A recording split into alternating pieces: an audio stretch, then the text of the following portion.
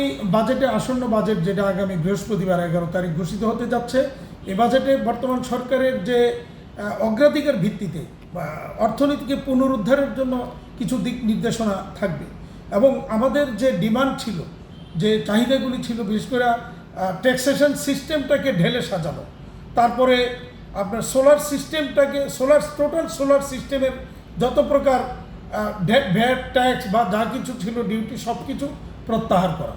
একই সাথে আরও যে সমস্ত আমাদের যে পলিসিগুলি হচ্ছে, যে কোনো পলিসি যেন অন্তত মিনিমাম 5 বছরের জন্য স্থায়ী করা হয়, তাহলে যারা উদ্যোক্তা, যারা বিনিয়োগ করবে, সেই বিনিয়োগের জন্য একটা 5 ইয়ার্স প্ল্যান কিন্তু তারা করতে পারে।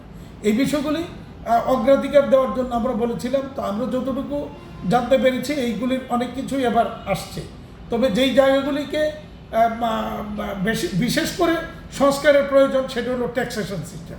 বর্তমানে যে ট্যাক্সেশন সিস্টেমটা রয়েছে এটা অনেকটাই যেটা আমাদের অনেকেই বলে থাকেন এখন এটাকে ট্যাক্স টেরোরিজম, এনবিআর-এর ট্যাক্স টেরোরিজম।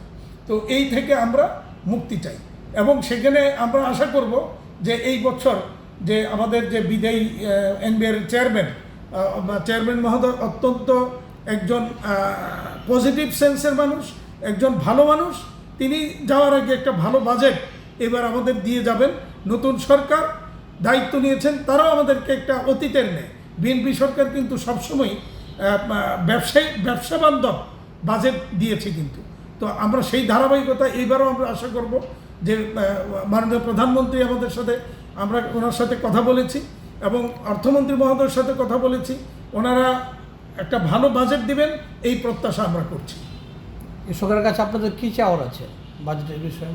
না, বাজেটের মধ্যে আমরা যেই বিষয়গুলি চেয়েছি যে ট্যাক্সেশন সিস্টেমটাকে ঢেলে সাজানো। বর্তমানে যে ট্যাক্সেশন সিস্টেমটা রয়েছে এটা বিনিয়োগ এবং ব্যবসার পরিপন্থী, এবং সেখানে এটাকে অনেকটা আমরা যেটা বলতে চেয়েছি যে যেভাবে টাকা আমাদের কাছ থেকে হাতিয়ে নিয়ে যাওয়া হচ্ছে, এটা অনেকটা বলবো যে ডাকাত যেভাবে অস্ত্রের মুখে আমাদের টাকা ছিনিয়ে নেয়, এনবিআর কিছু আইন তৈরি করে নিয়েছে। সেই আইনগুলি, যেটা আমি মনে করি আইনগুলি সঠিক হয়নি এবং সেটা অনেকটাই মানুষের মৌলিক অধিকার পরিপন্থী এবং ট্যাক্সেশন সিস্টেম বা স্পিরিটের পরিপন্থী।